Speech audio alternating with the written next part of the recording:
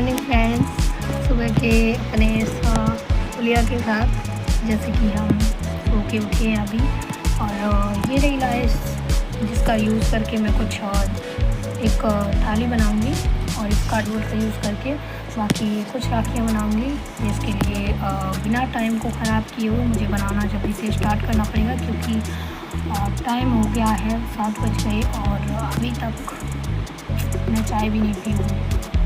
तो मुंह ना धुलने की वजह आपको दिख रही होगी, जिसका मुंह नहीं धुला होता है ना उसको ये देखो, मतलब कि ये चमक होती है चेहरे पे थोड़ी सी, जैसे कि शाइनिंग की तरह। जो शाम का सोया हुआ इंसान होता है उसके चेहरे पर एक शाइनिंग होती है अलग से, जो आपको दिख पा रही होगी मेरे नोज़ पे है ये। तो ये रहा मेरा हुलिया।